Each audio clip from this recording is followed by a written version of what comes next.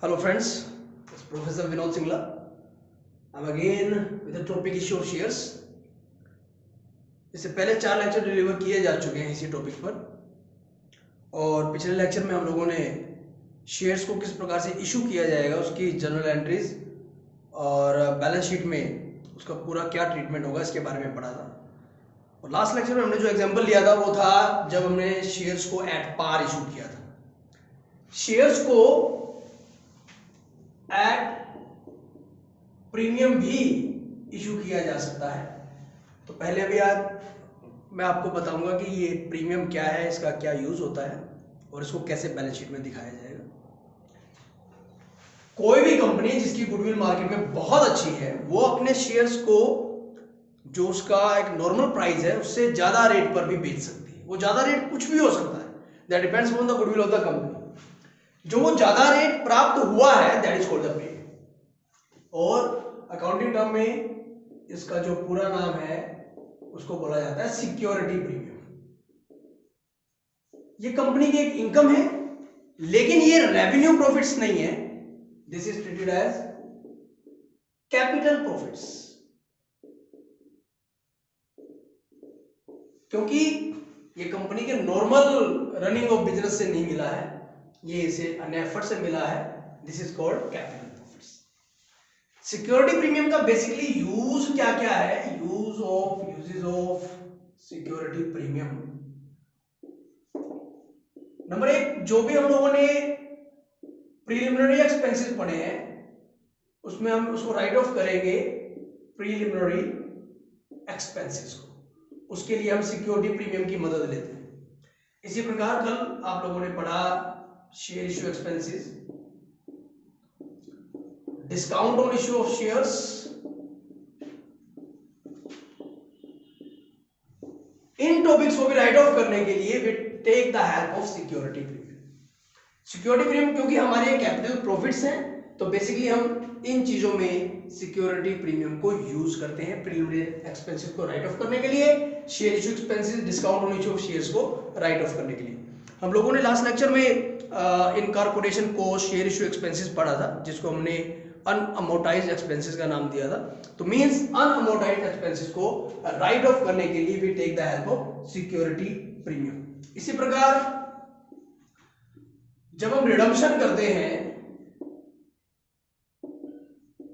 Preference share का, redemption means उनके पैसे वापस करने हम लोगों ने प्रेफरेंस शेयर्स के, और डिवेंचर्स का जब हम रिडम्पशन करते हैं तो उस रिडम्पशन के टाइम जो प्रीमियम दिया जाता है, प्रीमियम ऑन रिडम्पशन,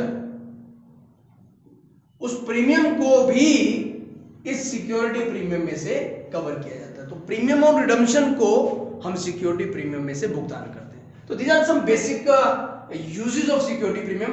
बस एक चीज जो हम इसमें खास याद रख सकते हैं कि security premium can not be used for paying dividend. Dividend देने के अलावा ऑलमोस्ट एवरी सिंगल थिंग में हम सिक्योरिटी प्रीमियम का यूज कर सकते हैं, जो मैं आने वाले टॉपिक्स में आपको धीरे धीरे बताऊंगा। तो ये है सिक्योरिटी प्रीमियम के क्या यूज है। अभी जो पॉइंट है फ्रेंड्स वो ये है कि ये जो सिक्योरिटी प्रीमियम हमें प्राप्त हो रहा है इसकी जनरल एंट्री किस प्रकार से होगी। तो सिक्योरिटी प्रीमियम के लिए हमें एक, जैसे मैंने आपको लास्ट लेक्चर में बताया था कि एक कंपनी जब भी कभी शेयर्स इशू करती है तो वो 4 स्टेप्स में रुपए मंगवाती है। जस्ट सपोज की कंपनी ने 1 लाख शेयर्स इशू किए हैं एट द रेट ऑफ 10 और कंपनी ने इस पे 3,2,3,2 that is application money, allotment money, first call and second call, और कंपनी ने 10 रुपए वाला शेयर 12 रुपए में इशू किया है। That means 2 rupees is premium. इस प्रीमियम की प्राप्ति इन चारों में से कहां करनी है ये कंपनी अपने उस गाइडलाइंस में बताएगी। अगर कुछ ना बताया जाए तो ये प्रीमियम वी विल अज्यूम कि अलॉटमेंट के टाइम मांगा जाएगा। तो means allotment will be of 4 rupees, that means 2 rupees जो इसका ओरिजिनल अमाउंट था एंड 2 रुपीज ऑफ प्रीमियम। तो इस प्रकार ये प्रीमियम अलॉटमेंट के टाइम प्राप्त हुआ माना जाएगा। मैं आपको केवल प्रीमियम प्राप्त करने की एक एंट्री समझाता हूं, क्योंकि बाकी जो एंट्री हमने लास्ट लेक्चर में पढ़ी थी, तो अब सेम एंट्रीज रिपीट होगी इसमें, उसका इसमें हम रिपीटिशन नहीं करेंगे। मैं आपको बेसिकली ये प्रीमियम वाली एंट्री समझाता हूं। सबसे पहले आपने अलॉटमेंट की राशि ड्यू की, share allotment account debit, you all remember that. Allotment stands for ₹4। 4 रुपए के हिसाब से 1 लाख शेयर के ऊपर 4 लाख रुपए, और हमने इसको डाला शेयर कैपिटल अकाउंट में। और आप लोगों ने कल एक नरेशन लिखी थी, बीइंग शेयर अलॉटमेंट ड्यू। मैं यहां पर बताना चाहता हूं, शेयर कैपिटल में हमेशा ओरिजिनल अमाउंट आएगा। ओरिजिनल अमाउंट स्टैंड्स फॉर कि ये जितने का है वास्तव में, शेयर कैपिटल वास्तव में तो 2 रुपए की है ना इस अलॉटमेंट के हिसाब से, तो इसका जो अमाउंट ओरिजिनली बनता है कैपिटल में उतने रुपए ही दिखाएंगे। मींस बेशक अलॉटमेंट 4 रुपए की है, लेकिन इसमें शेयर कैपिटल का पार्ट कितना है, ओनली 2 रुपीज। तो we will take only 2 rupees to this share capital account. तो 2 रुपीज इंटू में 1 lakh, that is 2 lakh rupees. और ये जो 2 रुपए रह गए, ये किस चीज की, सिक्योरिटी प्रीमियम। और जैसा मैंने कहा, it's an income for the company, और ये कैपिटल प्रॉफिट्स के रूप में है, तो income, all are income are credited, तो हम इसको लिखेंगे सिक्योरिटी प्रीमियम अकाउंट। 2 रुपए के हिसाब से 2 लाख। तो ये सिक्योरिटी प्रीमियम इस प्रकार से यहां पर क्रेडिट होगी। और जब ये रुपए मिलेंगे, we will plot the entry bank account debit to share allotment. अगर किसी शेयर होल्डर ने कोई गड़बड़ नहीं की है रुपए देने में, तो हमें प्राप्त होंगे पूरे के पूरे 4 लाख रुपए, being share allotment money received. तो this is the basic treatment of security premium. Just suppose in this sum now, आपको शेयर इश्यू एक्सपेंसेस दिए हुए हैं 50,000 रुपीज। Just assume this. तो हम लोग एंट्री करेंगे share issue expenses account debit. जैसा मैंने लास्ट लेक्चर में बताया था, ये आपके लिए एक खर्चा है, एंड टू बैंक 50,000 रुपीज आपके लगे। लास्ट लेक्चर में हमारे पास सिक्योरिटी प्रीमियम नहीं पड़ा था, तो हमने शेयर इश्यू एक्सपेंसेस को बैलेंस शीट में जगह दी थी अनअमोर्टाइज्ड एक्सपेंसेस में। लेकिन क्योंकि इस सवाल में हमारे पास सिक्योरिटी प्रीमियम पड़ा है 2 लाख रुपए का, तो हम इस शेयर इश्यू एक्सपेंसेस को इस सिक्योरिटी प्रीमियम में से राइट ऑफ कर देंगे। और राइट ऑफ करने का क्या जनरल एंट्री होगी, क्योंकि सिक्योरिटी प्रीमियम क्रेडिट हुआ है, अब इसमें से राइट ऑफ करना है, तो security premium account will be debited, and this share issue expenses account जो कि डेबिट था, अब क्या हो जाएगा, शेयर इश्यू एक्सपेंसेस क्रेडिट। कितने रुपए से, 50,000 रुपीज। तो ये हम लोगों ने शेयर इश्यू एक्सपेंसेस को राइट ऑफ कर दिया फ्रॉम सिक्योरिटी प्रीमियम अकाउंट।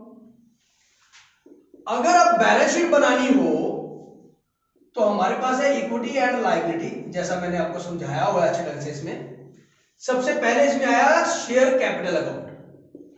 हमारे पास जो शेयर कैपिटल, जस्ट क्योंकि बाकी एंट्री हम लोगों ने नहीं की है इसके अंदर, तो वी आर एज्यूमिंग कि सारे के सारे रुपए हमें प्राप्त हो चुके हैं। तो 10 रुपए के हिसाब से 1 लाख शेयर के ऊपर 10 लाख रुपए का तो शेयर कैपिटल आ गया। दूसरा इसमें पोर्शन आता है रिजर्व एंड सरप्लस का। फ्रेंड्स, कैपिटल प्रॉफिट्स है, और you all know all the revenue profits, capital profits are a part of reserve and surplus. तो ये जो सिक्योरिटी प्रीमियम है, it will be shown under the head reserve and surplus. अब security premium कितना था तुम्हारा, 2 लाख रुपए। 2 लाख में से यूज कितना हो चुका है, 50,000। तो balance will be 1.5 lakh rupees. तो इस प्रकार से ये यहां पर दिखाया जाएगा रिजर्व एंड सरप्लस में सिक्योरिटी प्रीमियम। और वो सिक्योरिटी प्रीमियम यहां नहीं लिखना, मैंने आपको अपने लास्ट लेक्चर में बताया हुआ है कि बैलेंस शीट में हम जो भी आइटम्स प्लॉट कर रहे हैं, उसका एक वर्किंग नोट बनाया जाएगा। तो जो वो वर्किंग नोट बनाया जाएगा, उस वर्किंग नोट में वर्किंग नोट नंबर 2 जो होगा, वो होगा रिजर्व एंड सरप्लस का। तो हम उस रिजर्व एंड सरप्लस में लिखेंगे जो भी कुछ होगा। मान लीजिए कोई रेवेन्यू रिजर्व पड़ा है आपके पास, कोई प्रॉफिट एंड लॉस का अकाउंट पड़ा है, जैसे ये सिक्योरिटी प्रीमियम पड़ा था 1.5 लाख, ये पड़ा मान लो 2 लाख, ये पड़ा 3 लाख, तो ये टोटल मिला के 6.5 लाख हुआ। तो हम यहाँ पर टोटल लिखेंगे 6.5 लाख। हम यहाँ पर इन अलग अलग आइटम्स का जिक्र नहीं करेंगे, ये तो केवल वर्किंग नोट्स के अंदर ही शो किया जाएगा।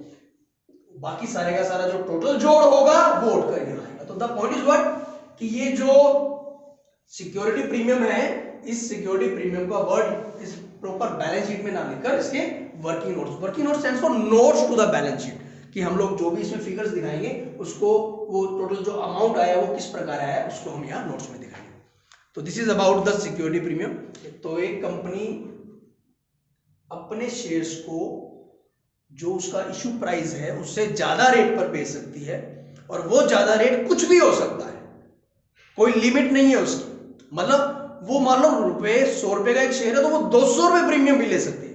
ये नहीं है कि इशू प्राइस से कम ही प्रीमियम लेगी, 100 का 200 रुपए प्रीमियम भी ले सकती है। वो डिपेंड करता है कंपनी की मार्केट में इमेज कैसी है, गुडविल कैसी है, और सिक्योरिटी प्रीमियम की एंट्री किस प्रकार होगी, उसको बैलेंस शीट में क्या जगह मिलेगी, और सिक्योरिटी प्रीमियम में क्या क्या यूज है। आई होप कि आपको ये सारे टॉपिक सिक्योरिटी प्रीमियम से रिलेटेड समझ में आ गए होंगे।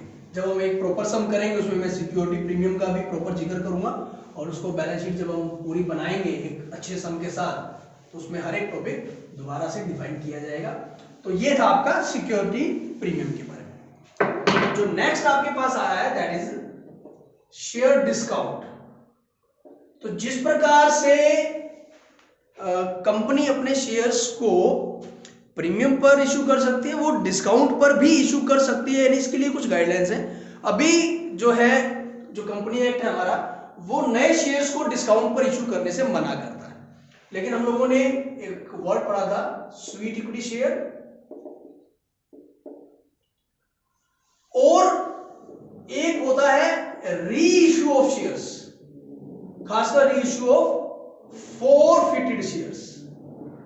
जब हम किसी शेयर को जब्त करेंगे, जो आने वाले लेक्चर्स में आपको मैं बताऊंगा, अगर उन्हीं शेयर्स को रीइश्यू करना हो या फिर ये जो स्वीट इक्विटी शेयर्स आप इशू करना चाहते हैं तभी ये शेयर डिस्काउंट का टॉपिक इस पे लागू होगा। अदरवाइज एक कंपनी अपने शेयर्स को डिस्काउंट पर इशू नहीं कर सकती। तो this is for the information कि हम शेयर डिस्काउंट वर्ड यूज नहीं करेंगे, specially for the issue of new shares.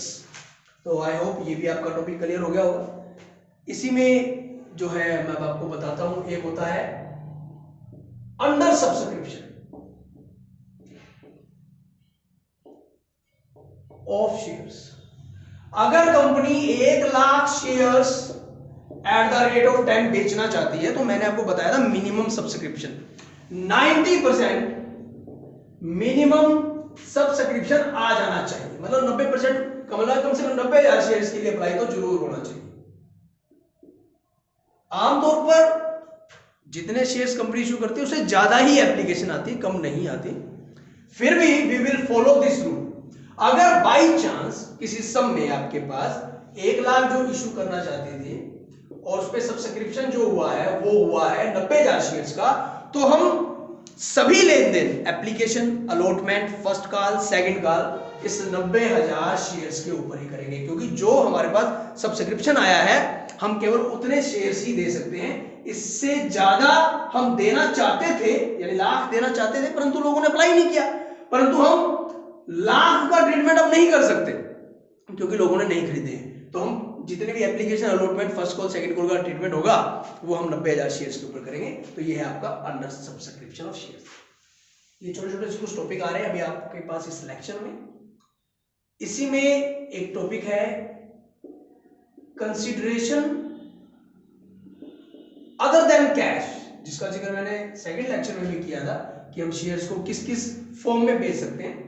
तो अगर आपने कोई संपत्ति खरीदी है और उसके बदले में जो है आप पैसे देने थे, आपने पैसे ना देकर बदले में शेयर्स दे दी, तो दैट इज कॉल्ड कंसीडरेशन। जो आप दे रहे हैं, प्रतिफल दे रहे हैं अदर देन कैश, या कैश के रूप में आप कुछ ले रहे हैं परंतु कैश नहीं मिल रहा, आपको संपत्ति मिले। Just suppose there is some आप लोगों के लिए कि कंपनी ने 9 लाख रुपीस की एसेट्स खरीदी वेंडर से, और इस 9 लाख के बदले में कंपनी ने उसको शेयर कैपिटल दी, और ये शेयर कैपिटल जो था 10 रुपीस का एक था, और इसमें 2 सम है। पहला है एट पार एंड सेकंड है यही शेयर कैपिटल फिर इशू किया है 10 रुपीस वाला बट एट 25% प्रीमियम। तो अब ये दोनों चीजें आपके पास इस सम में समझ में आएगी। जो भी मैंने प्रीमियम बताया था आपको, जब आप कोई एसेट्स खरीदेंगे तो पहली एंट्री आपके पास होगी sundry assets account debit. Debit what comes in, किससे आया, वेंडर से। वेंडर का कोई नाम है तो ठीक है, नहीं है तो टू वेंडर लिमिटेड या टू वेंडर। कितने रुपए का, 9 लाख रुपए का। अगर हमने इसके पैसे देने होते कैश में तो हम लिख देते वेंडर टू बैंक कि पैसे ले गया 9 लाख रुपीस। लेकिन अभी अभी आपको बताया इस हमने कि आप इसको पैसे नहीं देने वाले, आप इसको शेयर कैपिटल देंगे। तो वो कैसे देंगे, 9 लाख रुपए देने हैं, 10 रुपए का एक शेयर देना है, इसका मतलब 90,000 शेयर्स देने हैं एट द रेट ऑफ 10। तो हम लिख देंगे टू शेयर कैपिटल 90,000 इंटू में 10, 9 lakh rupees. This is your first point at par. इसी चीज को हम थोड़ा डिफाइन करते हैं दोबारा कि अगर आपने एट प्रीमियम देना हो तो vendor is the receiver again, इसको मिलेंगे तो 9 लाख ही, और हम इसको क्या देंगे, शेयर कैपिटल। अभी मैंने इससे जो पहले एक सम बताया था प्रीमियम का, मैंने बताया था शेयर कैपिटल में ओरिजिनल अमाउंट आएगा। Please point to be noted here. 9 lakh रुपए है, 10 रुपए का एक शेयर है और इसको 25% प्रीमियम पे देना है, तो 10 रुपए का 25% होता है 2.5 रुपीज, यानी कि 2.5 रुपए। तो ये शेयर हो गया 10 प्लस में 2.5, 12.5 रुपए का है। तो 9 लाख को हम डिवाइड करेंगे 12.5 12.5 से, and it will B 72,000 shares at the rate of 12.5। 9 lakh हो गए। लेकिन मैंने आपको बताया कि शेयर कैपिटल में ओरिजिनल अमाउंट आएगा। ओरिजिनली शेयर कितने का है, 10 रुपीज का। तो 72,000 शेयर 10 रुपए के हिसाब से हमने शेयर कितने रुपए के दिए हैं इसको, 7,20,000 में। और 2.5 रुपए क्या है, this is the security premium, जिसके ऊपर हमने आज ये लेक्चर शुरू किया। तो 2.5 रुपए पे गुना में 72,000, it will be 1,80,000 and it will be treated as to security premium account. तो वेंडर को तो दोनों सिचुएशन में ही 9 लाख रुपए प्राप्त हुए, परंतु इसमें उसको पूरे के पूरे शेयर 10 रुपए का एक मिला, इसमें इसको 12.5 का मिला। तो this is called consideration other than cash, कि जब हम शेयर इशू करते हैं तो वो बिना कैश के भी इशू किया जा सकता है। तो इसमें मैंने आपको 3-4 टॉपिक जो बताए, इसमें सिक्योरिटी प्रीमियम का जिक्र किया गया, फिर मैंने आपको डिस्काउंट के बारे में बताया अंडर सब्सक्रिप्शन, इसके ऊपर अभी कोई सम नहीं था, और ये है कंसिडरेशन अदर देन कैश। तो दीज आर सम बेसिक से टॉपिक हैं। आई होप आपको ये small topics related with issue of shares समझ में आ रहे होंगे। अब मैं आपको लेके चलता हूं 2 महत्वपूर्ण टॉपिक्स की तरफ जो हम इसी लेक्चर में कवर करने की कोशिश करेंगे। और सबसे पहला जो टॉपिक है फ्रेंड्स, वो है कॉल्स इन एरियर्स। फ्रेंड्स, कई बार क्या होता है कि कंपनी ने जो रुपए मांगे हैं, शेयर होल्डर कई बार वो रुपए नहीं दे पाते, या कुछ लोग आगे उसको कंटिन्यू नहीं करना चाहते, तो that becomes calls in arrears, कि अभी पैसे नहीं आए हैं। अब पैसे नहीं आए हैं तो कंपनी उस स्थिति में क्या करे, उसमें या तो कंपनी कुछ वेट कर सकती है कि उनको नोटिस दिया जाए, दोबारा उनको रिमाइंडर डाला जाए कि आप पैसे दे दीजिए। और एक जो केस आता है कि कंपनी ने नोटिस भी दे दिया, पैसे भी नहीं आ रहे, या कंपनी की गाइडलाइंस में ऐसा कि नोटिस दोबारा देने की जरूरत नहीं है, एक बार जो बता दिया, तो ऐसी स्थिति में कंपनी उनके शेयर्स को फोरफिट भी कर सकती है, जब्त कर सकती है। तो वो फोरफिचर का कंसेप्ट मैं आपको बताऊंगा थोड़ी देर के बाद या नेक्स्ट लेक्चर में। लेकिन इसमें अभी हम बात करेंगे कॉल्स इन एरियर्स का हमने क्या करना। इसमें फिलहाल हम 2 सिचुएशंस को फॉलो कर सकते हैं। पहली सिचुएशन ये है कि कॉल्स इन एरियर्स का अकाउंट ओपन ही ना किया जाए, वेट करते हैं पैसे आ जाएंगे। और एक स्थिति हो सकती है कि कॉल्स इन एरियर्स का अकाउंट अभी ओपन करो और जिस दिन पैसे आएंगे उस अकाउंट को हम बंद कर देंगे। वो किस प्रकार से होगा, just look at this now. मान लीजिए कि कंपनी ने 10,000 शेयर्स इशू किए हुए हैं और इस पर फर्स्ट कॉल मांगी गई है 2 रुपए की और सेकंड कॉल मांगी गई है 3 रुपए की। तो एक शेयर होल्डर जिसके पास 500 शेयर्स थे, उसने फर्स्ट कॉल नहीं दी, तो हम यहां लिखेंगे नॉट ओपनिंग द अकाउंट, और यहां पर है अकाउंट इज ओपन। कौन सा अकाउंट, कॉल्स इन एरियर्स का account is open, calls in arrears. Friends, सबसे पहले जब आप फर्स्ट कॉल मांगेंगे तो एंट्री क्या होगी, share first call account debit to share capital account. 10,000 share पे 2 रुपए के हिसाब से आपने 20,000 रुपए मांगे, ये मैंने आपको बताया हुआ। Narration will be being share first call due. जब रुपए लेने की बारी आएगी we will mention like this, bank account debit to share first call. 500 share ने पैसे नहीं दिए तो 500 इंटू में 2 1000 रुपीज नहीं आए, तो 20 में से 1000 रुपए नहीं आया, 19,000 रुपए। This is two basic entries being first call received. और फ्रेंड्स इसमें आप देख सकते हैं हमने कॉलजिन एरियर्स की कोई एंट्री नहीं की। अगर हम यहां पे चले इस वाली सिचुएशन में, तो फर्स्ट कॉल आप जब ड्यू करेंगे तो entry will be same to share capital account 20,000। जब रुपए लेने की बारी आएगी तो पैसे तो आएंगे 19,000 और कॉलजिन एरियर्स आप इसमें डेबिट कर देंगे कि भाई ये पैसे अभी नहीं आए हैं। किससे नहीं आए हैं? शेयर फर्स्ट कॉल से 20,000। लुक एट दिस नाउ, इस स्थिति में हमने कॉलजिन एरियर्स का खाता खोल दिया और इसमें हमने कॉलजिन एरियर्स का खाता नहीं खोला। अब जब कंपनी सेकंड कॉल मांग रही है तो जस्ट सपोज कि इसने अपनी जो फर्स्ट कॉल ड्यू थी ना 500 इंटू में 2 1000, वो सेकंड कॉल के साथ दे दी। तब हम क्या करें? यहां पे आ जाइए। जब आप सेकंड कॉल मांगेंगे तो क्या एंट्री करेंगे? Share second call account debit to share capital. 3 रुपए की है, 3 गुना में 10, 30,000 रुपए मांग ले। और जब रुपए मिलेंगे, please look at this now, bank account debit to share second call, 30,000 तो इसके मिल गए और 500 इंटू में 2 1,000 रुपए उसने जो फर्स्ट कॉल के ड्यू थे। देखिएगा फर्स्ट कॉल का जब खाता खोला गया था तो वो 20,000 रुपए से खोला गया था, डेबिट हुआ था।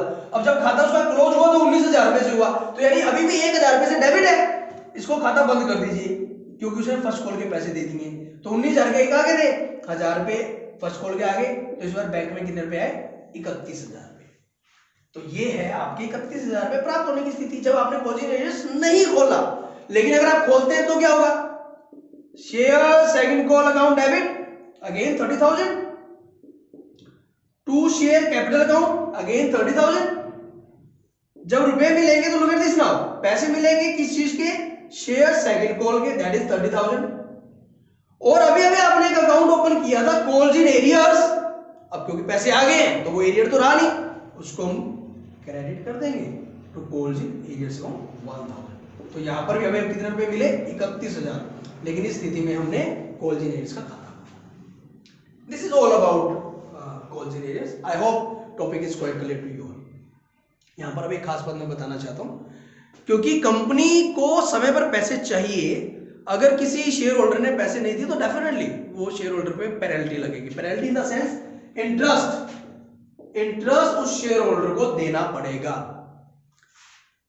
अब वो इंटरेस्ट कितना होगा, या तो ये क्वेश्चन के अंदर मेंशन होगा। अगर nothing is mention then table F जो इसकी अकाउंटिंग हमारी है वो कहती है कि आप 10% इंटरेस्ट प्राप्त कर सकते हैं from that particular share holder. और जब आपको इंटरेस्ट प्राप्त होगा तो उसकी भी कुछ हम जनरल एंट्री करेंगे। एंड प्लीज मैं इस बोर्ड को थोड़ा साफ कर रहा हूँ। और वो जो इंटरेस्ट हमें प्राप्त होगा वो किस प्रकार से होगा वो देखिएगा, क्योंकि जो हमारा इंटरेस्ट है वो शेयर होल्डर से हम लोगों ने लेना है। तो हम लिखेंगे शेयर होल्डर या फिर सन्ड्री मेंबर्स अकाउंट डेबिट। वो हमारे अब देनदार बन गए, हम ड्यू कर रहे हैं। क्या ड्यू कर रहे हैं? Interest on calls in arrear. हमने ये इंटरेस्ट ड्यू कर दिया। Interest is due from share holders. जब ये इंटरेस्ट मिलेगा तो हमारे पास पैसा आएगा। किससे आएगा? सन्ड्री मेंबर्स से। Being interest received. और साल के अंत में ये कंपनी या फर्म व्हाटएवर जो भी कुछ कमाती है या नुकसान होता है वो सारे का सारा हमें प्रॉफिट एंड लॉस अकाउंट में ट्रांसफर करना होता है। तो this is an income for us. Company के लिए इनकम है और इस इनकम का खाता हमें क्लोज करना पड़ेगा। Interest on calls in arrear account debit to statement of profit and loss. Being interest received on calls in arrears transfer to profit and loss. तो this is all about calls in arrears उसके ब्याज के बारे में हम लोग पढ़ रहे हैं कि किस प्रकार से अगर पैसे नहीं दिए जाते हैं तो हम उस पैसों का ट्रीटमेंट कॉल जनरेट्स के रूप में कैसे करेंगे, उन पैसों की प्राप्ति कैसे करेंगे, अगर कोई ब्याज बनता है तो उस ब्याज को कैसे लेंगे। और यहाँ पर एक और खास बात है, जैसे वो पैसे प्राप्त हुए कॉल जनरेट्स का खाता बंद हो जाएगा। और मैंने बीच में भी एक जिक्र किया था फॉरफीचर का, अगर शेयर्स को जब्त कर लिया जाता है तब भी वो कॉल्ड इन एरियर्स ऑटोमेटिकली बंद हो जाती है। लेकिन अगर कॉल्ड इन एरियर्स सस्टेन रहे कि पैसे आए ही नहीं है, तो ये मैंने आपको जब मैंने बैलेंस शीट बताई थी तो मैंने बताया था कि subscribed and fully paid up capital या not fully paid up capital, not fully paid up, उसमें से लेस किया जाता है कॉल्ड इन एरियर्स को बैलेंस शीट के अंदर। ये उस स्थिति में होगा जब आपके पास पैसे पूरे नहीं आएंगे। फ्रेंड्स, अभी ये 26 मिनट का एक लेक्चर हो चुका है। मैं इसमें थोड़ा सा आपको बताना चाहूंगा एक और चीज, ताकि ये टॉपिक हमारा क्लियर हो जाए अगले 2 मिनट के अंदर।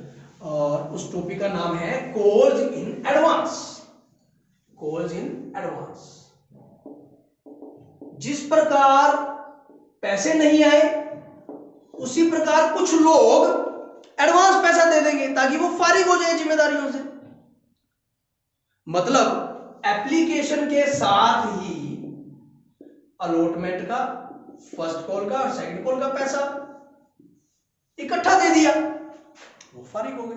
तो जब आपको पैसे मिलेंगे तो कंपनी एंट्री क्या करेगी, bank account debit to calls in advance, that's it. Just suppose कि कंपनी ने 1 लाख शेयर 10 का 1 3 2 3 2 500 शेयर में 3 और 2 5 रुपए फर्स्ट और सेकंड कॉल के 2500 रुपए एडवांस दे दिए, तो हम लिख देंगे bank account debit to calls in advance. देख लेंगे एप्लीकेशन के टाइम आएगा, अलॉटमेंट के टाइम जब भी आएगा। और कंपनी जब फर्स्ट कॉल मांगेगी, जस्ट सपोज फर्स्ट कॉल मांगी कंपनी ने to share capital, 1 lakh share पे 3 रुपए के हिसाब से 3 लाख रुपए मांग लिए।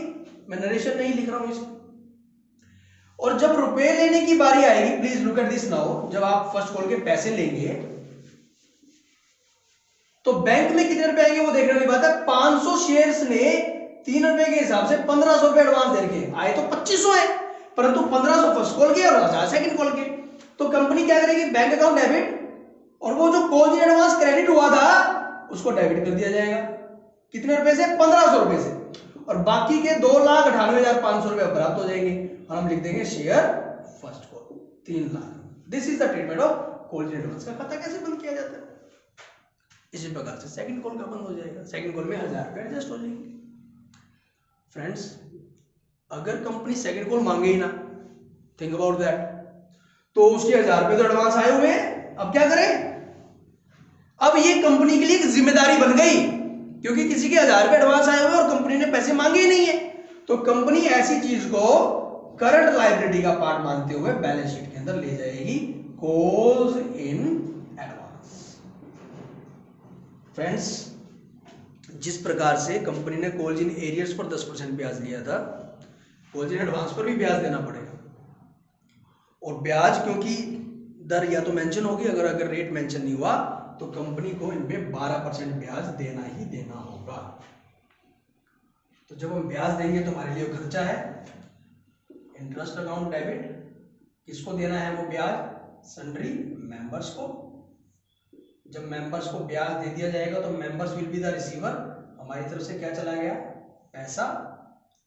और इसके बाद इस ब्याज को हमने ट्रांसफर करना है किसमें, statement of profit and loss account debit to interest on calls in advance.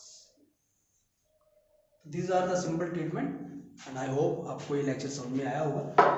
हम आज इसमें इतना ही करेंगे।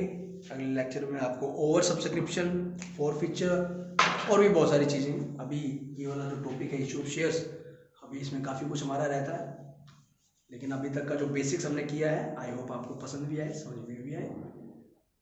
Thank you listening to me.